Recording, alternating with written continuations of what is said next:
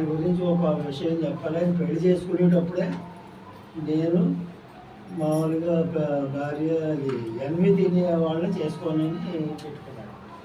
వాళ్ళ నాన్నగారు వాళ్ళ గుప్పాపుల్లో ఎక్కువ ఎన్వి అలవాటు ఎక్కువ.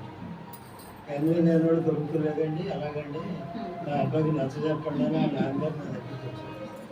నేను నచ్చ చెప్పలేను బాబు, నేను తిన్నప్పుడు నేను ఎలా నచ్చ చెప్తాను, మీరు పడండి మనకి అని వదిలేసాను. అంత పట్టుదలగా ఆ అమ్మాయి వచ్చింది కదా, వదిలేసి నుంచో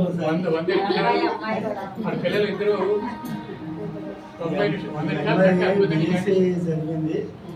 అందంగా ఒప్పుకుంది. అన్నీ మీరు ఎలా పడినా నేను మీతోటి ఉంటానంటే వాళ్ళ కుటుంబం అంతా కూడా అన్నీ తప్పు మంచి అని మనం డెసిషన్ చేయొద్దు, జీవహింస చేయలేదు కనుక అది ఒక విధానం కాదని చెప్తున్నాం. తర్వాత ఎవరిష్టం అనేది ఇంకా జీవహింస చేయరాదనేమో మన వేదాలు సూత్రాలు ఈ భాగవతంలో కానీ భాగవతంలో కానీ పెద్దలు మునీశ్వరులు అందరూ చెప్తున్నారు. సైంటిఫిక్గా చెప్పాలంటే ఈ ప్రతి ఒక్కరికి కూడా బీపీలు షుగర్లు ఉన్నాయి. ఈ బీపీలు షుగర్లు ఏ డాక్టర్ దగ్గరికి వెళ్ళినా మీరు ఉప్పు తగ్గించండి, కారం తగ్గించండి, నూనె తగ్గించండి, ఇవన్నీ ఉప్పు కారం మసాలాలు తగ్గించమని చెప్తున్నారు. ఈ అన్వి ప్రధానంగా ఉట్టి అన్వి మనం తినలేం. దీనికి ఈ ఉప్పు కారం మసాలాలు ఇవన్నీ జోడించాలి. దాని మీద అది ఇంకా మనకి హాని జరుగుతుంది తప్ప